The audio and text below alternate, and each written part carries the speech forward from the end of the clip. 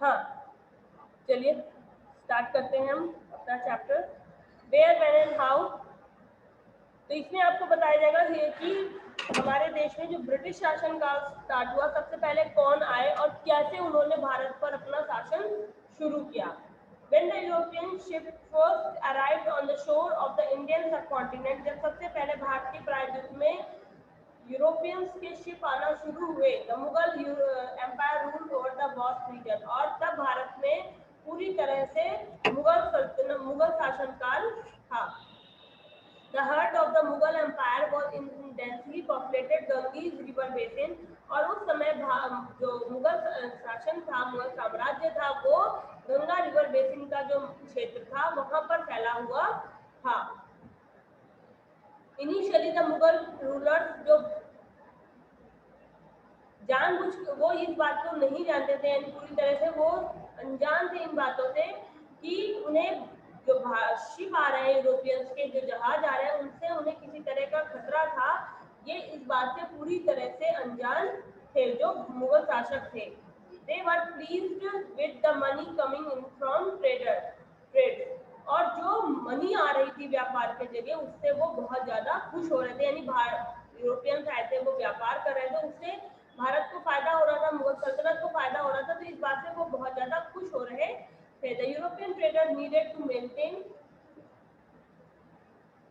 और जो European trader थे, जो यूरोपीय व्यापारी थे, उन्हें एक कॉर्डियल रिलेशनशिप चाहिए था, एक सामूहिक तौर से उन्हें संबंध की जरूरत थी, कोऑर्डिनेशन चाहिए था, सहयोग चाहिए था शासक के साथ, जो ऊपर भारत में जो शासक थे उनके साथ, कि वो एक अपना profitable trade in this region में, मतलब यानी लाभ के साथ अपना बिजनेस जो है वो यहाँ पर स्टैब्लिश कर सके। However, the Mughal Empire began to decline.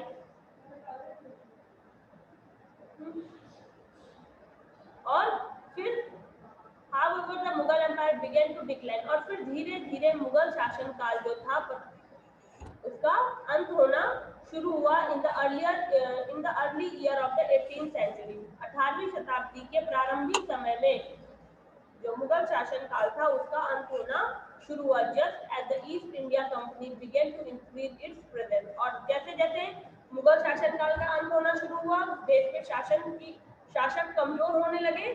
जो हमारे यूरोपियंस आए थे, जो ब्रिटिशर्स आए थे, उन्होंने अपनी पकड़ मजबूत करना शुरू कर दिया। ईस्ट इंडिया कंपनी जो थी उसने अपनी पकड़ मजबूत बनाना शुरू कर दिया। प्लीज कैमरा ऑन रखें। आपको एक क्वेश्चन है यहाँ पर दिया जा रहा है, the Mughal used two terms to refer to the European. वो कौन सी दो टर्म थी जो यूरोपियंस ने दी थी मुगल्स के लिए? द मुगल यूज्ड टू, अच्छा मुगल्स ने दी थी to refer to the Europeans. इसको आप फाइंड आउट करके रखेंगे, मैं पूछूंगी इस क्वेश्चन को। और ऐसे क्वेश्चन है कि आपसे जनरली 1 वर्ड 2 वर्ड के क्वेश्चन होते हैं, पूछे भी जा सकते हैं एग्जाम्स के लिए। तो इसका आंसर फाइंड आउट करना है आपको कि मुगल्स ने यूरोपियंस के लिए कौन सी दो टर्म यूज किए थे, उनके क्या नाम थे। ओके, फिर आपको यहाँ पर पीरियोडिकेशन बताया जाएगा कि जो भारतीय इतिहास है उसमें कैसे पीरियड डिवाइड हुए। जैसे मैंने आपको पहले ही बताया, एशियन टाइम, मॉडर्न, मिडल, उसके बारे में आपसे यहाँ पर पूछा जा रहा है। जेम्स मिल एक स्कॉटिश हिस्टोरियन थे, इतिहासकार थे, जिनकी बुक थी history of British India 1817। Books के नाम प्लीज याद रखिएगा, बहुत इंपॉर्टेंट होते हैं। जेम्स मिल ने किताब लिखी थी ब्रिटिश भारत का इतिहास 1817 में। Divided the history of India into Hindu, Muslim and the British period. उन्होंने हिस्ट्री को उसमें 3 भागों में डिवाइड किया, हिंदू, मुस्लिम और ब्रिटिश पीरियड में डिवाइड किया। इन दैट ऑर्डर, इस क्रम से उसको डिवाइड किया गया। फिर भी this would prove to be incorrect, और उसे फिर भी गलत प्रूफ कर दिया गया। As different cultures and the religion have existed coexisted in India, क्योंकि ऐसा नहीं था कि जब हिंदू का टाइम पीरियड था तो मुस्लिम्स नहीं थे, या मुस्लिम्स का जब टाइम पीरियड आया तो हिंदू नहीं थे, उनकी कल्चर नहीं थी, उनकी सभ्यता नहीं थी, या वो धर्म नहीं रह गया। या जब ब्रिटिशर्स आए तो सिर्फ मुस्लिम ही रह गए थे, हिंदुओं का अता पता नहीं था, ऐसा कुछ भी नहीं था। तो इस बात को देखते हुए वो जो जेम्स मिल ने अपनी अवधारणा दी थी हिंदू, मुस्लिम और ब्रिटिशर्स टाइम पीरियड की, उसको नकार दिया गया था।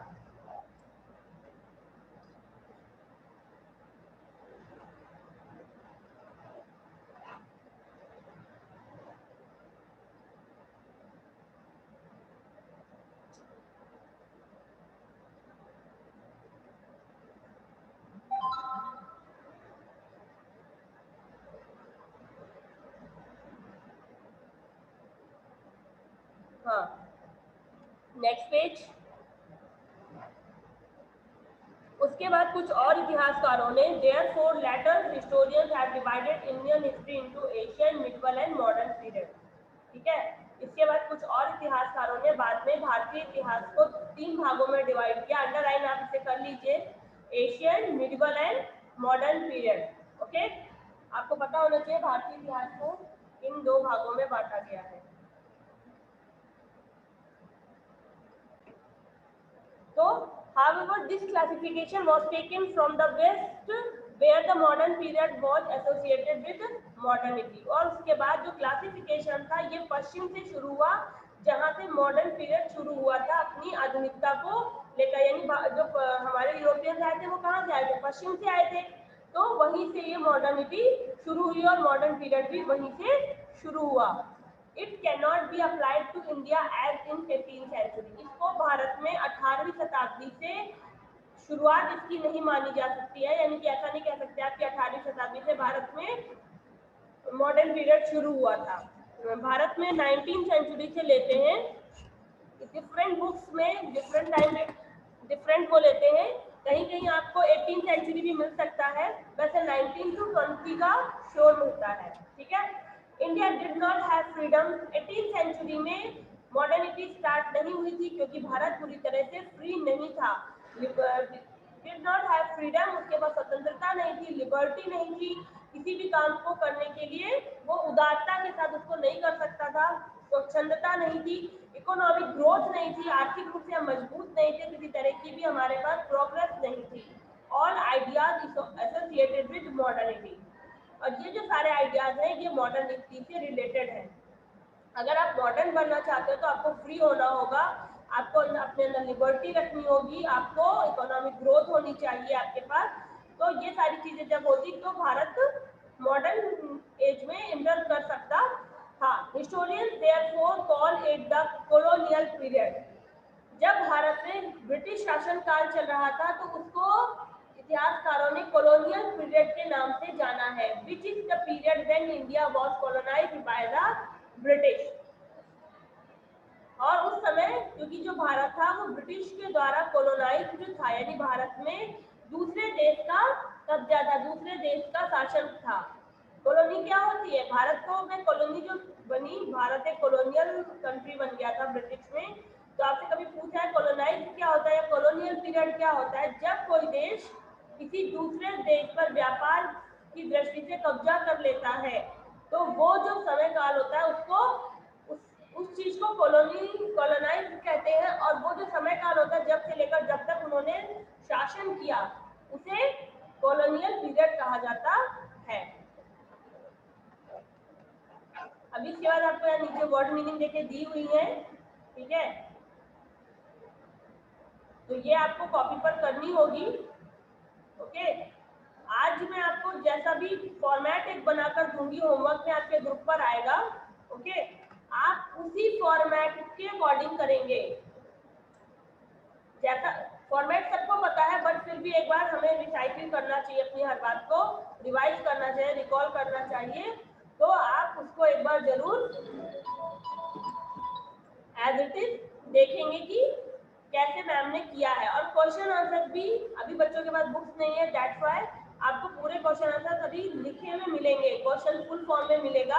बट जैसे ही आपके पास बुक्स आती जाएंगी फिर क्वेश्चन आपकी बुक पर होंगे और आंसर आपके पीडीएफ में होंगे। बट कॉपी पर क्वेश्चन फुल फॉर्म में लिखा होना चाहिए, इस बात को एकदम अपने दिमाग के कोने में बैठाकर आपको रखना है कि आपकी कॉपी पर क्वेश्चन डॉट डॉट के फॉर्म में नहीं आना चाहिए, फुल फॉर्म में आप क्वेश्चन लिखकर हमें देंगे, जैसा कि अभी मैं फर्स्ट टाइम आपको फॉर्मेट में दूंगी। जब तक आपके पास बुक्स नहीं है तब तक आपको क्वेश्चन फुल फॉर्म में मिलेंगे, बट 10-15 दिन के अंदर आप सबके पास बुक हो जाएगी। और कोशिश कीजिए जल्दी से जल्दी बुक ले लीजिए, फिर आपको क्वेश्चन खुद लिखने होंगे। अब आपको यहाँ पर एक केस स्टडी दी हुई है, इंडिया और इंडस्ट्रियल रेवोल्यूशन, भारत और भारत में औद्योगिक क्रांति के बारे में। अब आगे आप इसको रीड करोगे, ठीक है। यहाँ पर आपको क्या बताया होगा मैं आपको बता दूं कि जो यूरोपियन ट्रैवलर्स थे, अकाउंट से हमको पता चलता है कि 17th सेंचुरी से वो आए, 18th सेंचुरी के स्टार्टिंग और 17th सेंचुरी के एंड में यूरोपियंस आए। उन्होंने किन किन चीजों का व्यापार शुरू किया आपको इससे पहले पता है। भारत से उन्होंने इत्र है, मसाले हैं और कपड़े हैं, नील है, इन सब चीजों की अब व्यापार शुरू किया था धीरे धीरे। चाय है, जूट है, इन सब चीजों का उन्होंने व्यापार शुरू किया। और उस व्यापार को करते करते धीरे धीरे उसके बाद उन्होंने हमारे साथ क्या क्या प्रोसेस फॉलो किए, वो सारी चीजें इसमें आपको बताई जाएंगी। तो ये पेज आपको आगे रीड करना है। और source to study the colonial period, आपको किन चीजों से इस कॉलोनियल पीरियड के बारे में पता चलता है, इसे भी आप रीड करेंगे। ओके, तो क्लास